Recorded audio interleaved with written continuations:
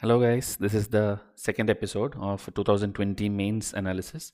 Yesterday we had done the GS1 20 questions walkthrough. So this will be GS2.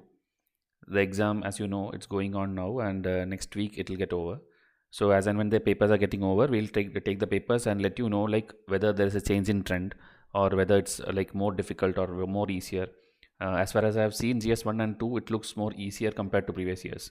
Okay, so because the cycle of the exam is also changed and all these things, maybe so they are being little bit lenient and giving straightforward questions, meaning these are attemptable questions. Okay, because what happens is mostly out of the 20 questions, UPSC puts 14-15 questions which are attemptable and 6 questions which maybe you have never heard, or you cannot give the full potential of what you can write. Okay, so this year whichever I am seeing is like 20 questions are attemptable. Okay, so we'll see them.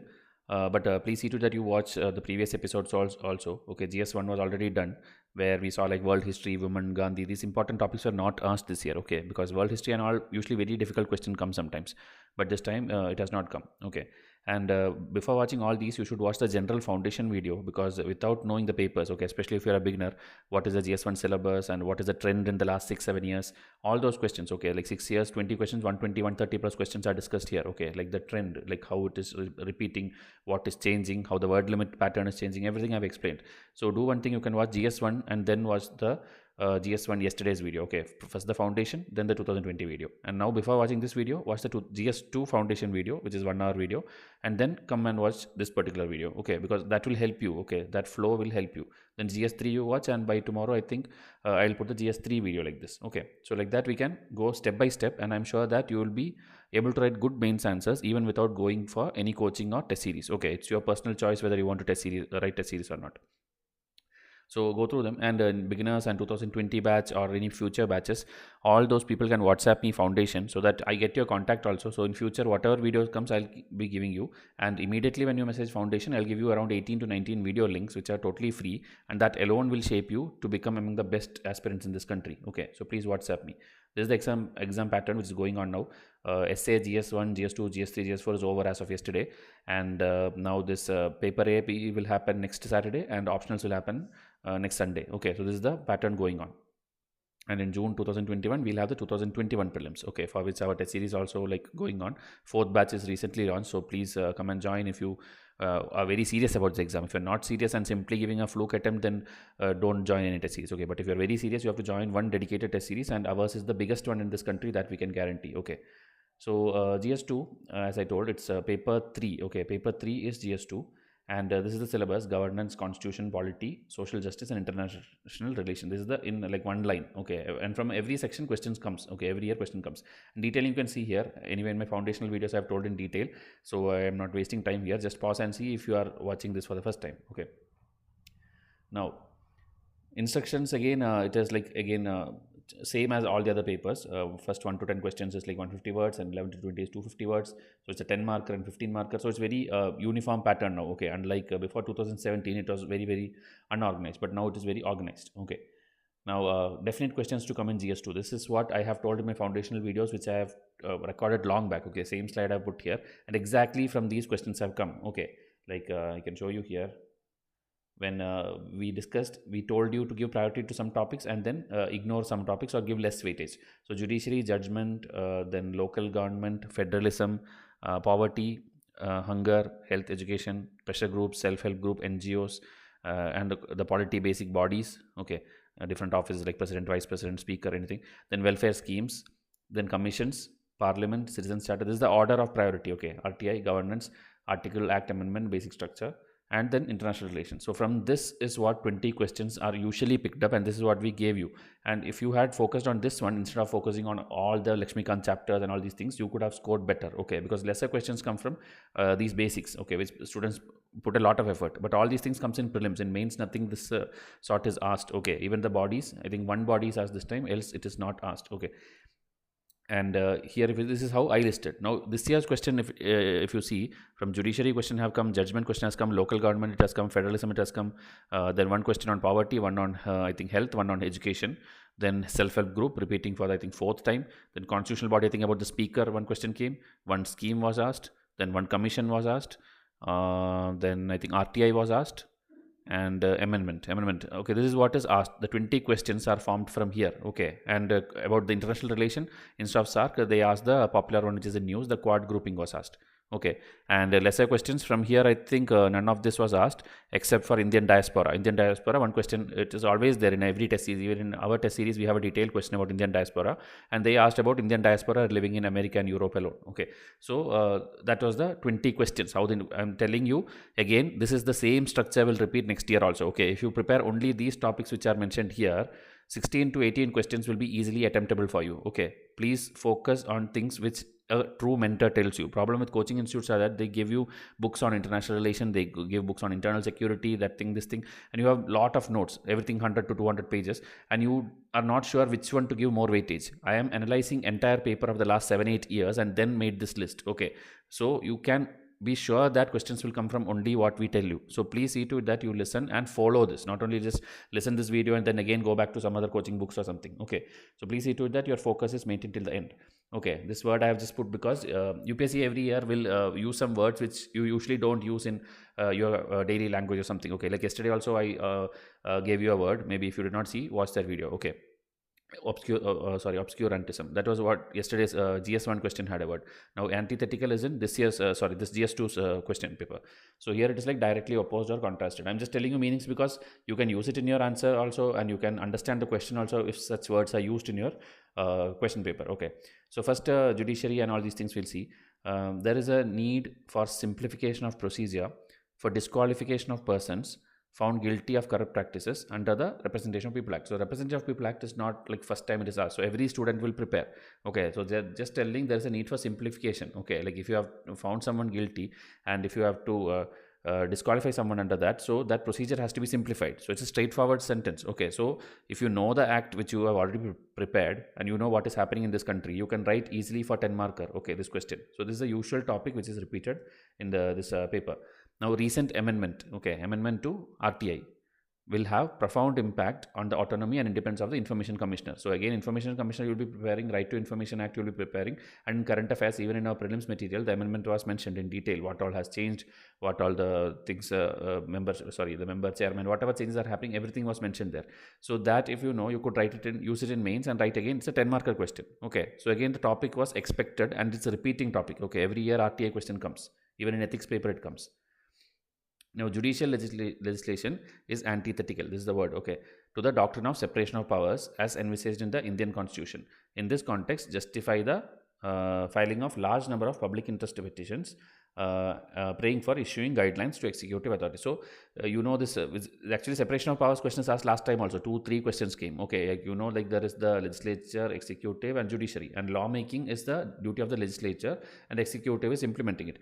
But judiciary is not supposed to do that. So already UPSC have asked questions on judicial overreach, judicial activism. Okay, the same thing, they just put it in a different way to confuse students, because the lengthier the question statement they make, students think the question is difficult. Okay, they think like it's something hidden inside that, we don't understand the question, we don't understand the context, so they tend to skip that, or they don't understand that they are basically asking about judicial overreach and activism. Okay, which is a repeated questions in UPSC. Okay, so that is the question. This is about the same thing, judiciary making the laws. So whether it is opposite to the, okay, it is opposed to the what is mentioned in the Constitution. Okay. Next question, 2 questions, I think again very easy ones. It's like the emergence of fourth industrial revolution, digital revolution, has initiated e-governance as an integral part. Okay, e-governance also, I think 3 to 4 times UPSC have already asked in GS2 paper. Okay, so they are just combining the statement. Okay, it's just the statement phrasing is differing, but again they are asking the same thing only about India's e-governance policies, the digital revolution. So you can write whatever and it's a 10 mark. Okay. Now, institutional quality is a crucial driver of economic performance. In this context, suggest reforms in civil service. Okay, so again, civil service is what you're preparing for. So obviously, you can even talk like full day continuously on this topic. Like what is civil service, what is the changes you feel you need in it, and how can it be a crucial driver for economic performance. Okay, so whatever they asked, they just form new sentence every year, but in general the question is same only. Okay, so this is the 5 questions on Judiciary Act amendment and the governance part. Okay, which I think can be attempted by anyone who, if you don't even prepare something also, still the basics, previous year paper alone if you do, still this 5 are attemptable. Okay, now again federalism, center state and local governance, which also every year question comes. Okay, so here, how far do you think cooperation, competition, and confrontation have shaped the nature of Federation India? Cite some recent examples to validate your answer. Okay, so again, it is about the federation meaning the center state relations. Okay, so there now they are coming together, the cooperation is there, competition is there, like some scheme or something, like who will implement first or who is doing it faster. So competition is there, then confrontation is there. Okay, like including the new farm bills or whatever. When there is a confrontation between center and state, that finally helps in the shaping up of the Federation of India. Okay, it's not like it should be one sided, or like state should ask, demand something continuously, or center should impose something. It's always the cooperation, competition, and confrontation which will help. So you have to give examples of all three and write a 10 marker question. Okay, so this also I think one of the easiest question, because if you are a good student, you would know thousands of examples to write support this answer. Okay, now the opposite of this also was asked. I'll show you another question also. Like here, Indian constitution exhibits centralizing tendency to maintain unity and integrity of the nation. Elucidate in the perspective of the Epidemic Disease Act, Disaster Management Act, and recently passed Farm Act. Okay, so UPSC had tried to include the Farm Act, the education policy, the COVID-19 situation, all things which are in news. UPSC have tried to put it in one or two questions in the last two papers. Okay, GS1 also there was a corona related some question. Here they are putting the Farm Act question, education question will come. Okay, so whatever is in news, UPSC have asked, and that is why I'm telling the paper was as expected. Okay, so here again there will be certain things for the unity and integrity or the betterment of the nation. Center directly starts making laws. Okay, like even health, agriculture, whatever is in state subject, okay, or concurrent subject, center will be making centralized laws which is actually for the betterment of the country. Okay, so you have to elucidate that. Okay, explain that in perspective of these three act. Okay, which you should ideally know. This is nothing like out of the blue or something like a very old judgment or something. They are asking act and things happening in news which you should know. Okay, if you tell you don't know and this is a difficult question, that means your preparation was wrong from the beginning. Okay, these are things which every serious aspirant will know, all these act. Okay, now the strength and sustenance of local institutions in India has shifted from their formative phase of functions, functionaries, and fund to the contemporary stage of functionality.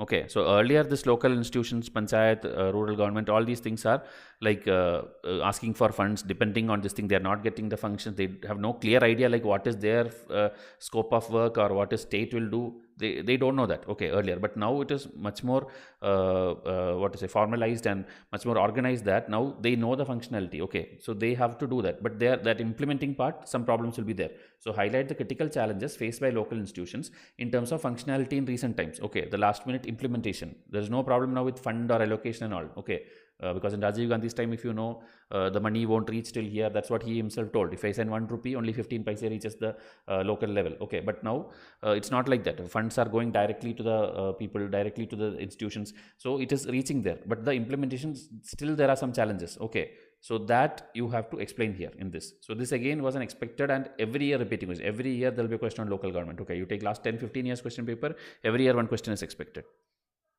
Now next one, poverty, hunger, health, education. From this also every year question comes in both GS1 and GS2.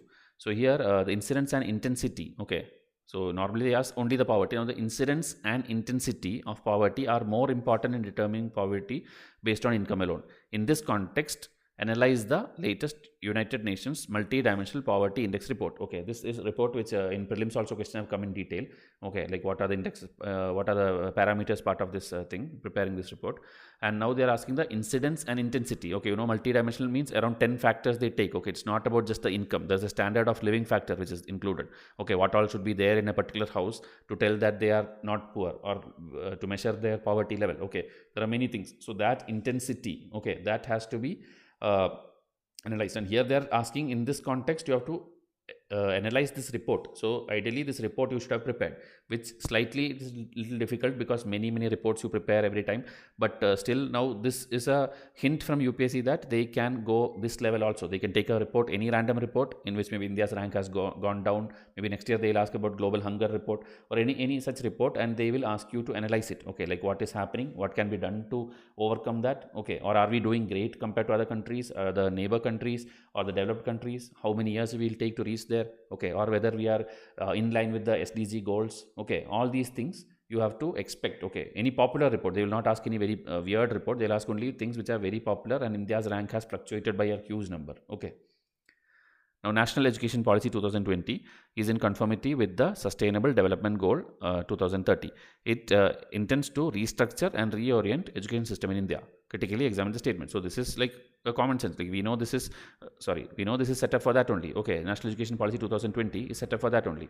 So it intends to restructure and reorient the education system in India. So you have to basically explain this only, and in the past also what was happening and how this will be different and how this will be in conformity with the SDG goal. Okay, so this was like in my June or July current affair. I think in a detailed way we have given notes also for this. So this was again expected question. Okay, and good that UPSC is asking expected questions so that students feel little comfort in the exam hall. Now, in order to enhance the prospects of social development, sound and adequate healthcare policies are needed, particularly in the field of geriatric and maternal health care. Okay, so this is like geriatric means old age. Okay, old age people's health and maternal health. So again, health, education, poverty. Okay, except for hunger, all three we have asked question. Okay, so one topic which one keywords which I told you, one line. Okay, this if you had focused and prepared. Okay, anything. It's not like you have to definitely study this policy or this report. Okay, at least if you know what is the trend of India's poverty rate from independence time till to the present. Okay, independence to the present, how is the educational policies, how is the health policies, how is the poverty schemes being implemented, this general trend if you know, also you can write at least something for this, and you will get at least 6 to 8 marks out of this 15 marker question. Okay, which is actually a high score. Okay, UPSC gives only that much. So if you write something and then link it with the current affair which you prepare separately, which will come, okay, this will come in current affair, this report will come in current affair. Okay, then you will be able to score big. So please prepare the static part. Okay, poverty, hunger, health, education from independence or from the British days till now, how has it been evolving, that you have to know static part by heart, and that will never change also. Okay, with that you have to add current affair. Now the polity part, which usually many questions come, this time it's like very low. Okay, polity, constitutional bodies, and Lakshmikant part basically. So here, once a speaker, always a speaker. Do you think this practice should be adopted? Okay, in India, so that to impart objectivity to the office of the Speaker of Lok Sabha. So what is objectivity and all, you will learn in ethics part. So what could be the implications of for the robust functioning of parliamentary business in India? So speaker, you know, it was in news for multiple reasons and all. So once a speaker, always a speaker, it's like a UK system, that whether we should adopt in India. Okay, this one if you don't know, you could have skipped this question, but this was expected. About speaker, a question was expected. Okay, this one, as I told, only if you know, you could write it, that it is like a UK system, because Indian system, you know, speaker, even after becoming the speaker, a person will be still connected to his party, a political party, but in UK it is not like that. So there are certain differences. So should we adopt that system to India so that it impart more objectivity to the office of the speaker? That is basically the question. Okay, so it's a direct polity part which you have to know, the static part of comparison of this thing, constitutions and this thing, because there is a thing in your syllabus, okay, mentioned in your syllabus, comparison of the nations. Okay, whether it's constitution, whether it's judiciary, whether it's office of speaker, you should know, or vice president, president. Okay, how it is different between India and UK, how it is different between India and USA, how it is different between India and Russia or China. These are very like famous countries which you should know how it is different, Indian system and their system. Then these kind of questions can be answered. So which steps are required for constitutionalization of a commission? Do you think imparting constitutionality to the National Commission for Women, okay, this will help them or not? Okay, so obviously something, when it becomes statutory or when it becomes a constitutional body, it will have more powers. It will no longer be a toothless tiger, which they call, like media calls it like that. So they will have more powers and they'll be more organized. They'll have more functionary, more fund. Everything will be better. Okay, so obviously it will be better only, but you have to support with some data. And which steps are required is like basic thing, like how will you make something constitutionalization? Okay, you should have to pass an amendment, constitutional amendment, and make it, give it that. Okay, like National Commission for OBC, many commissions are there which gets the statutory status, then it gets the constitutional status, because more powers it get, more it will be able to work for the people or the targeted beneficiaries. Okay, so it was again a straightforward question. I don't think any difficulty you will face for this. Now, Rajya Sabha has been transformed from a useless stepney tire to the most useful supporting organ in the past few decades. Okay, this one, even in I think Rajya Sabha TV itself, there will be a lot of episodes based on this. Okay, like how many schemes or many bills are being initiated by Rajya Sabha, many because of their support it's being passed, or there will be many which Lok Sabha rejects it, but Rajya Sabha is the one who passes it first. Okay, there are many things which Rajya Sabha is now doing better. Okay, it's not like the LC in the state level, it's not like the Legislative Council, okay, which is like a very dummy body and only 5-6 states have it. Okay, Legislative Council, most of the states are abolishing it now, but Rajya Sabha has more powers compared to that, and it is very crucial. Okay, in the past few decades, it is a very supporting, very supportful organ. Okay, so that is what you have to highlight with examples. Okay. The judicial system in India and UK seem to be converging as well as diverging. Highlight the key points of convergence and divergence between the two nations in terms of judicial practice. This again comparison. Okay, like here it was like speaker and here it is judiciary. Okay, like India, you know, it like Supreme Court and High Court and the local courts are there, but there and all it's like different system. Okay, so that you should know because it is part of your syllabus. Okay, last year I think they asked about India and USA president or something like that. They will always ask a comparison of some constitutional bodies. Okay, so you have to expect this and at least prepare the previous year questions. Okay, like, because what I am seeing is in 2020 they are repeating most questions from 2016-17 range. Okay, not from 18 or 19. So for next year 2021 maybe they will ask questions which came in the 2017 and 18 mains.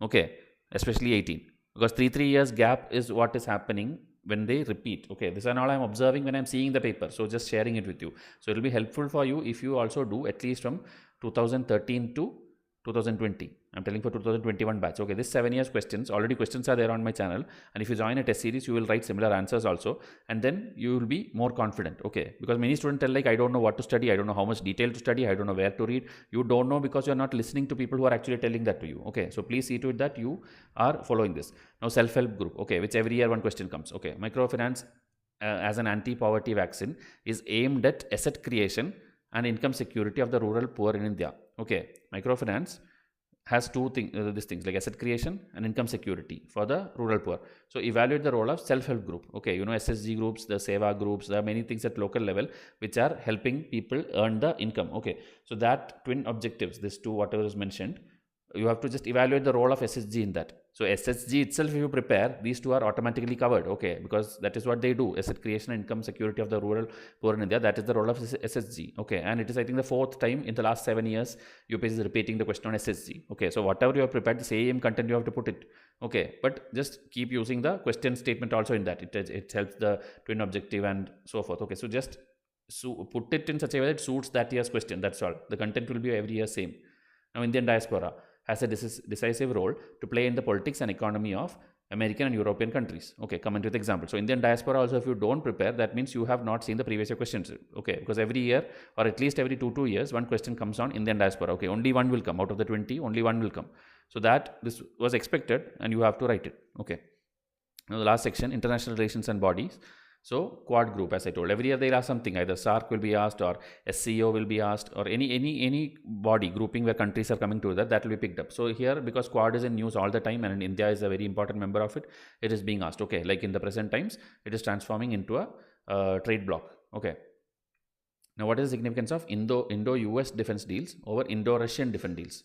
Okay, you know, Russia was the one who was very close in the Nehru time and all those things. Okay, then we slowly started diversifying our needs, and then we went to different countries. We are taking from Israel now, we are taking from USA, we are taking from other countries. So this is changing. So you have to explain the significance of Indo-US defense deal over Indo-Russian. Okay, because Indo-Pacific region, if you see, because China's influence all is there, USA is also against that thing. Okay, like China expanding that side. So compared to that stability, obviously Indo-US defense will be better for us. Okay, more ties with USA because they have that naval bases there, military stations there. So in India, USA defense deals will be better than Indo-Russian defense deal, comparing to the in the reference to the stability in this thing. So that is a common statement which you know. You have to just elaborate with some defense deals and some examples and some recent events. Okay, and the future prospects of that.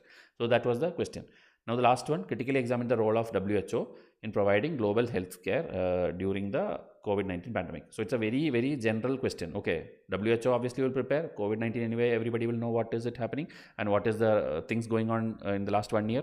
So it was a expected question. So one international body also they asked, which was a very easy body. They did not ask any complicated one. Okay, because questions have come on ECOSOC, questions have come on FATF. There are questions which come on very random bodies which may be difficult to write. But WHO and COVID-19 was very easy to write. Okay, so this is the 20 questions. So as I told, everybody come and WhatsApp me if you are not on my WhatsApp, or if you're already on my WhatsApp also and you have not seen my foundational videos.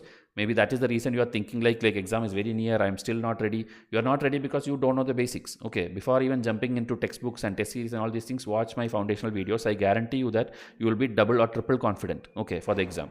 So please WhatsApp me. And for test series again 2022, please wait. The test series will be launched by February end, and 2021 4th batch is running now. Okay, 5th batch, if we are launching also, it will be again a smaller duration one because only 5 months are left. So maybe you will get very lesser time to prepare. Now if you join, you have enough time. Okay, 6 months time is there, so please join fast. And for that also, again, WhatsApp me and ask like, you need to know about the test series. I'll give you the details. Okay, with installment options we are giving, so payment can be done by March or April. Okay, there is no hurry like you have to immediately pay.